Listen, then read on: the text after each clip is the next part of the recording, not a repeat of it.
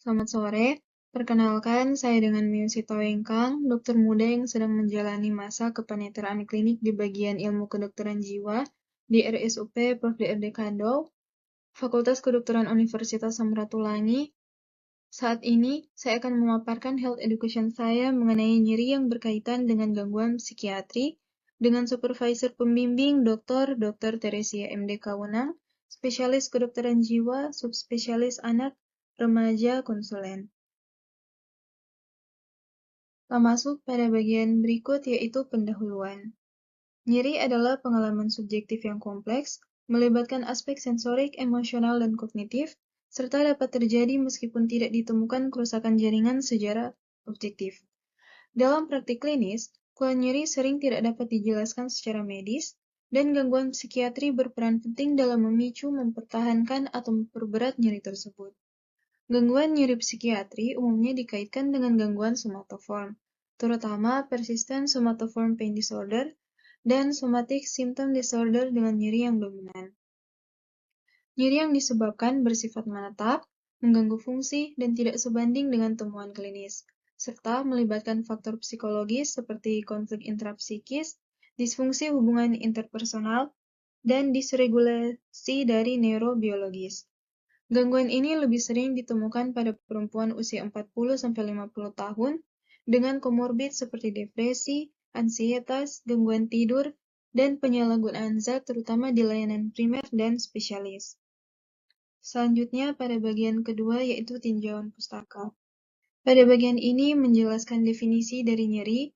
Yang pertama menurut International Association for the Study of Pain yang mengatakan bahwa nyeri adalah pengalaman sensorik dan emosional yang tidak menyenangkan yang berhubungan dengan kerusakan jaringan aktual maupun potensial.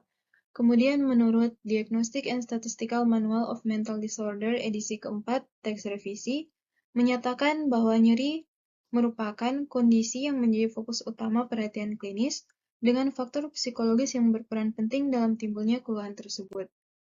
Selanjutnya, pengertian menurut International Classification of Disease edisi ke-10 yang menyatakan bahwa nyeri berhubungan dengan konflik emosional atau masalah psikososial yang cukup signifikan sehingga dianggap sebagai penyebab utama timbulnya keluhan nyeri tersebut. Nyeri ini mungkin merupakan keluhan tersering di dalam praktik medis dan sindrom nyeri yang sulit dikendalikan ini lazim ditemukan. Di sini, nyeri punggung bawah menyebabkan 7 juta orang di Amerika Serikat mengalami hendaya dan bertanggung jawab untuk lebih dari 8 juta kunjungan ke ruang praktik dokter setiap tahun. Gangguan nyeri didiagnosis 2 kali lebih sering pada perempuan dibandingkan laki-laki.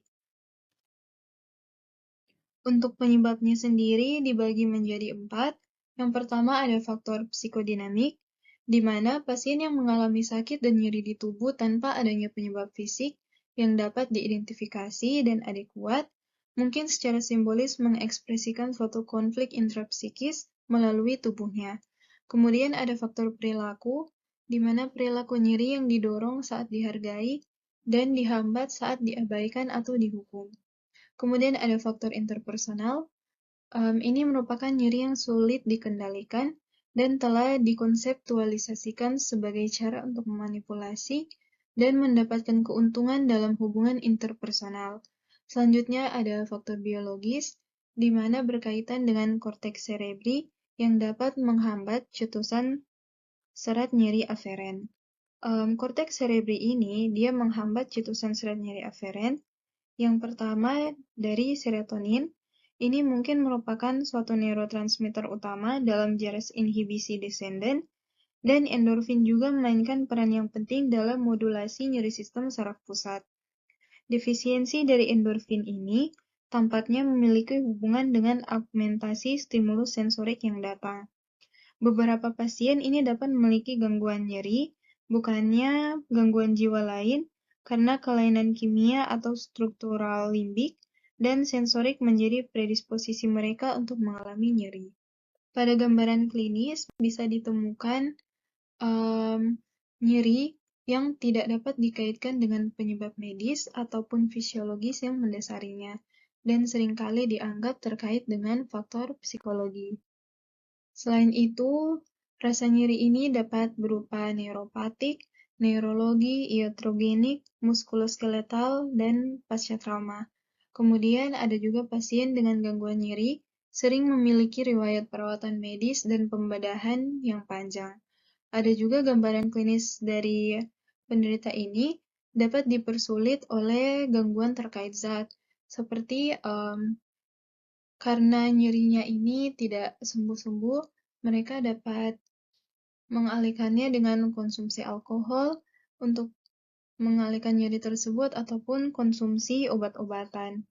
Selain itu, nyeri yang berhubungan dengan muskuloskeletal, di sini ada penelitian yang dilakukan oleh Duku WR pada tahun 2024 yang menunjukkan bahwa terdapat korelasi yang positif antara gangguan mental dan nyeri muskuloskeletal yang kronis. Gangguan yang paling sering ditemukan ini adalah gangguan kecemasan dengan serangan panik, ada kecemasan umum, gangguan campuran kecemasan dan depresi, fobia sosial, agorafobia, risiko bunuh diri, dan depresi mayor. Selanjutnya ada juga hubungan nyeri dada dengan gangguan psikiatris. Ada beberapa penelitian yang dilakukan yang menunjukkan bahwa terdapat hubungan antara nyeri dada dengan masalah psikiatris yang dialami, seperti gangguan kecemasan umum, depresi, gangguan panik, dan gangguan stres pasca trauma. Di sini ada nyeri dada non-kardiak yang berhubungan dengan gangguan psikiatris. Ada juga penelitian yang dilakukan oleh Stephen pada tahun 2012 untuk melihat apakah terdapat hubungan antara nyeri dada dengan gangguan kejiwaan terutama pada anak-anak dengan membandingkan anak-anak yang berusia 8-17 tahun yang datang dengan nyeri dada yang tidak dapat dijelaskan baik secara medis dengan mereka yang datang dengan murmur jantung yang tidak berbahaya. Dari penelitian tersebut didapati bahwa kecemasan dan depresi ini lebih umum terjadi pada anak-anak dengan nyeri dada. Nyeri dada ini juga berhubungan dengan kualitas hidup yang menurun. Temuan tersebut menekankan bahwa ketika nyeri dada kronis yang tidak dapat dijelaskan secara medis muncul pada anak-anak dan remaja, dokter perawat primer harus mempertimbangkan kemungkinan adanya gangguan kejiwaan komorbid. Selanjutnya ada juga kriteria diagnostik menurut DSM-4 yang dimana yang pertama ada nyeri pada satu atau lebih tempat anatomis yang merupakan fokus dominan gambaran klinis dan cukup parah sehingga memerlukan perhatian klinis, nyeri yang menimbulkan distres yang secara klinis bermakna, atau hendaya fungsi sosial, pekerjaan, dan area fungsi penting lain, dan faktor psikologis dinilai memiliki peranan penting dalam awitan, keparahan, eksaserbasi, atau menetapnya nyeri. Selain itu ada juga gejala atau defisit tidak dibuat dengan sengaja atau dibuat-buat, seperti pada gangguan buatan atau malingering. Selain itu, nyeri sebaiknya tidak disebabkan oleh gangguan mood, ansietas, atau gangguan psikotik dan tidak memenuhi kriteria diagnostik dispareunia. Dikatakan akut apabila durasinya kurang dari 6 bulan, dikatakan kronik jika durasinya 6 bulan atau lebih. Hal ini bisa didiagnosis banding dengan nyeri psikogenik atau nyeri fisik yang murni, di mana agak sulit untuk membedakan karena sering tumpang tindih. Di mana kalau nyeri fisik ini dia fluktuatif, bisa dipengaruhi oleh emosi dan juga perhatian. Sedangkan pada nyeri psikogenik, itu tidak berubah meskipun dialihkan atau diberikan analgesik. Analgesik atau obat anti nyeri. Kemudian ada hipokondriasis, di mana merupakan gangguan kecemasan yang menyebabkan seorang sangat khawatir dan yakin bahwa dirinya itu mengidap penyakit yang serius, meskipun hasil dari pemeriksaan medis menunjukkan bahwa penderita tersebut sehat. Dan selain itu, penderita sering salah mengartikan gejala yang ringan atau normal sebagai tanda dari penyakit berat. Selanjutnya ada preokupasi berlebihan terhadap penyakit serius yang dia bisa menyebabkan keluhan nyeri, tapi lebih banyak gejala tambahan. Dan itu sering tidak terfokus pada satu keluhan saja.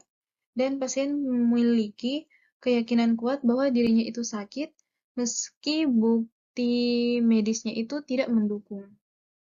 Selanjutnya ada gangguan konversi. Gangguan konversi ini gangguan psikosomatis, di mana stres atau konflik psikologis menyebabkan gejala fisik yang nyata, seperti kelumpuhan, kebutaan, atau kejang, tanpa adanya penyebab medis yang jelas.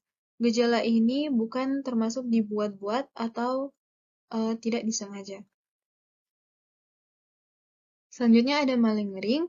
Malingering ini ada perilaku sengaja berpura-pura atau melebih-lebihkan gejala fisik atau mental untuk mendapatkan keuntungan tertentu.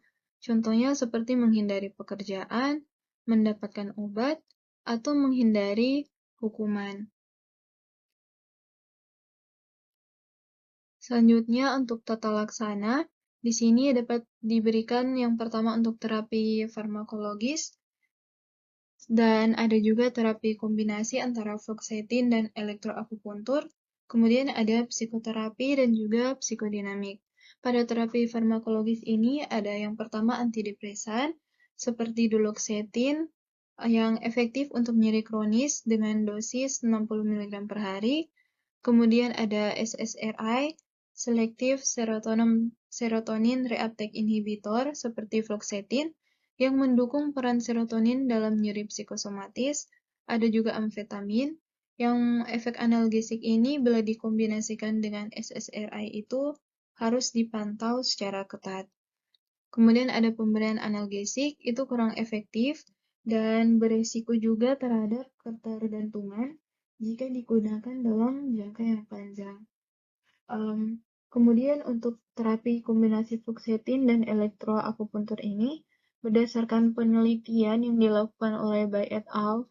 Pada tahun 2017, di sini bertujuan untuk mengevaluasi manfaat dari penambahan dosis rendah fluoxetine hidroklorida pada terapi elektroakupuntur untuk pengobatan nyeri somatoform yang persisten. Pada penelitian ini, pasien menjalani terapi elektroakupuntur pada titik-titik akupuntur tertentu selama 40 menit per sesi, setiap hari secara bergantian selama 6 hari per minggu, hingga 8 minggu. Selain itu, pasien juga diberikan obat fluoxetine 20 mg per hari selama 8 minggu. Hasil penelitian tersebut didapatkan, terapi kombinasi antara elektroakupuntur dan pemberian fluoxetine ini menunjukkan penurunan nyeri yang signifikan dengan efek samping yang minimal dan risiko kambuh yang rendah. Dan untuk terapi psikoterapi dan psikodinamik, di sini fokus pada hubungan emosional dan konflik batin dari pasien, tidak mengkonfrontasi pasien, tapi membangun empati dan kepercayaan. Selain itu, eksplorasi dari nyeri ini sebagai simbol dari konflik interpersonal. Kemudian, nyeri ini dianggap nyata, meskipun berasal dari faktor intrapsikis. Selain itu, untuk tata laksana ini ada juga terapi perilaku kognitif, terapi mind body, yaitu yoga dan juga mindfulness, edukasi dan rehabilitasi, dan juga ada terapi tambahan seperti biofeedback, hipnosis dan juga TENS, pembedahan, dan juga ablasi saraf.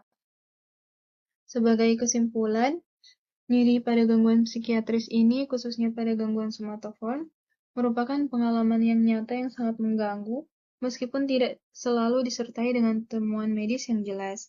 Nyeri ini dipengaruhi oleh faktor psikologis, emosional, dan interpersonal yang memperumit penilaian serta penata laksanaannya dalam praktik klinis. Gangguan ini telah diklasifikasikan secara formal dalam DSM dan ICD. Diagnosis ini juga memerlukan kepekaan klinis dan kemampuan untuk membedakan nyeri organik maupun psikiatrik. Pada manajemen memerlukan pendekatan biopsikososial yang menyeluruh, hubungan terapeutik yang empatik, dan pemahaman mendalam terhadap konteks psikologis pasien.